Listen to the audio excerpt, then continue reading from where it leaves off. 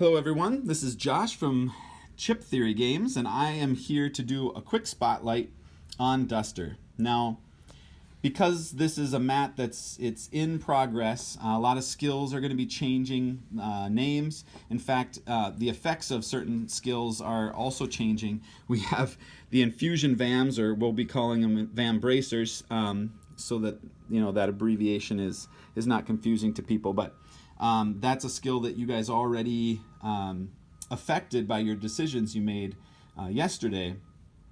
And so there's more to that skill now. It's going to be a double effect skill that is dependent on whether you use D cells or not with it. So yeah, a lot of these things are changing, but I did want to talk through just kind of the basic strategies around Duster without giving away too much. So again, kind of a spoiler in some respects, because we are going to be talking through some skills, and if you don't want that, feel free to click ahead, or actually be done with this video, because there is a fair amount here. But if you're okay with that, we'll just go through some light things. So let's take a look at the skills, the stats area of Duster first. She has low to average health, fairly high dex, and pretty good range of attack and defense to start. The 2 attack is really nice, and I think you'll find that you can get off and running with that, especially with this innate. So Shadow Dweller, as we've mentioned in the campaign, excuse me, under her graphic, relates to her ability to not be targetable until she makes some sort of move or action on the battle mat during that first round. So she could either completely just skip her turn, not make any kind of move, and that would lead you into round 2, but the baddies would obviously be targeting any other character if that were the case. But otherwise, she can allow, if there's baddies that potentially have a higher initiative, they're not going to have anything to target until she makes a move. So she's a really slippery character, as you'll see by a lot of the skills that we're giving her, and that is on purpose. We want her to be very hard to pin down, and therefore a lot of the skills are related to that in some way, shape, or form.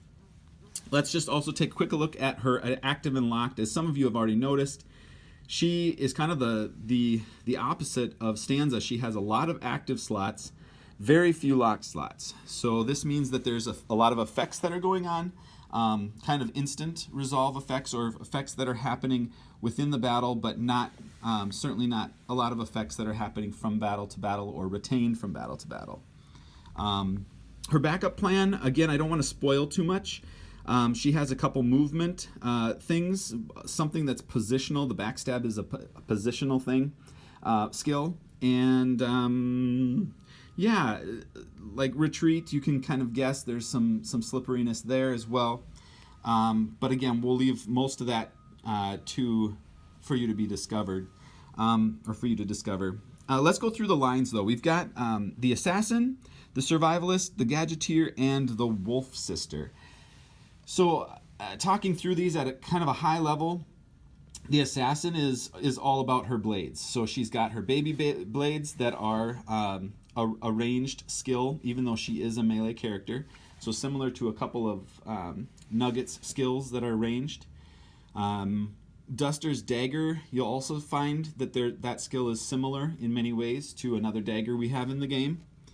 And the Vibro Blade, a little bit of a head nod to SWD. We'll see if that name stays. But yeah, that's kind of a 2-part skill. It has certain effects that happen if you're applying D cells, or if you're not, it has a different effect. So definitely the weapon line is the Assassin line. The Survivalist line, I wasn't sure if anyone would pick up on that, but we alluded to it in a previous update, that there would be a character that maybe could expand upon what you can do during the recovery phase, and that is Duster. So she is, this is her, again, her Survivalist line, so it makes sense that Flint and Tinder might be that. Feign Death is another slippery skill, and again, Vibroblade. To keep it moving, we've got her gadgeteer line. So this is all of her little gadgets that she's constructed to use within battle. The bottled smoke actually ties to her second innate, her innate +1, which is Shadow Caster. Again, probably not going to spoil too much about that, but there's a correlation there. And another slippery skill, not just for herself. And then we have the Infusion Van Bracers, the Micro EMPs, which, again, it's a pretty good skill for all battles, but especially excels with battles against mechs.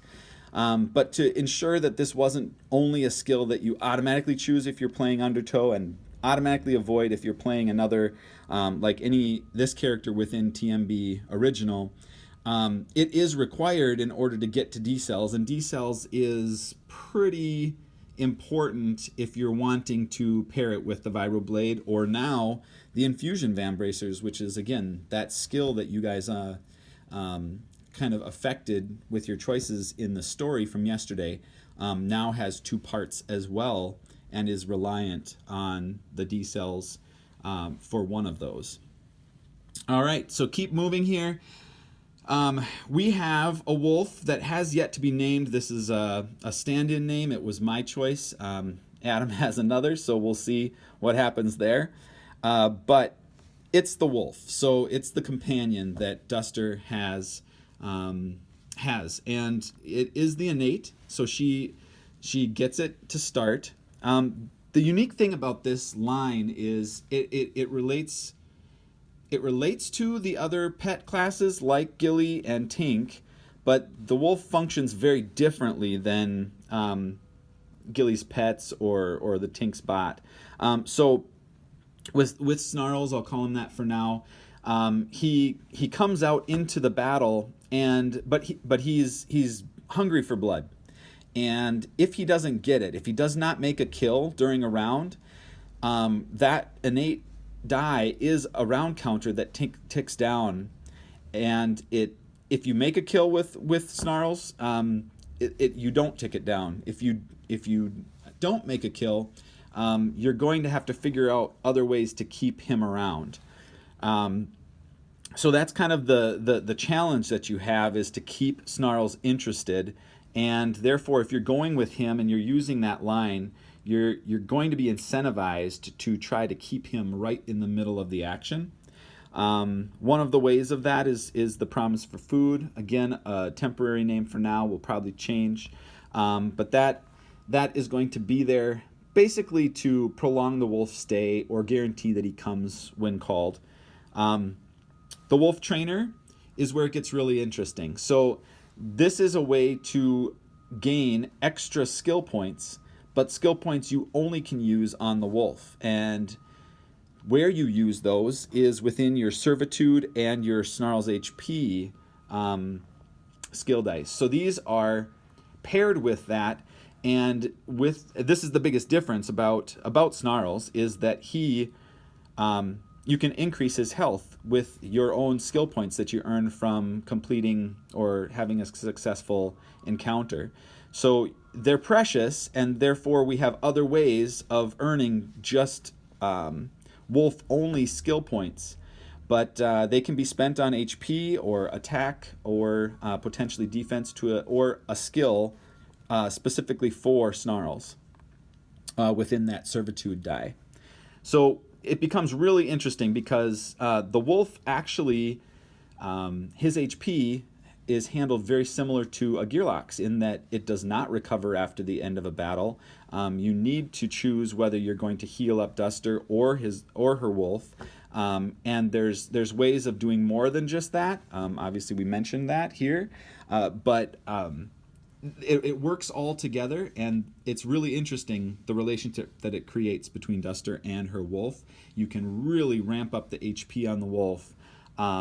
But again, the more attention you put to that, the more you have to commit to it in terms of recovery and everything else as well. So you can really get that wolf beefed up, but it becomes more and more important for Duster to be able to also stay alive when fighting like baddies that target multiple targets or multiple Gearlocks. So there's a lot of good decisions in there.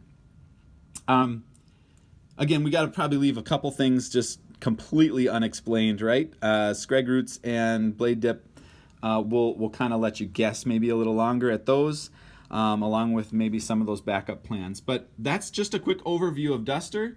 Again, overall, slippery. Cannot get one-shotted on that first round if you for sure don't want to make any moves, which is good. You don't have to pay quite so much attention to your health stat to ensure that can't happen, because she has that innate. So there's some good options there, and it's going to be fun to have you guys start to look at how she could potentially interact with the other gear locks, with Stanza, all of that. But for now, hopefully you enjoyed this spotlight. Thanks, everyone.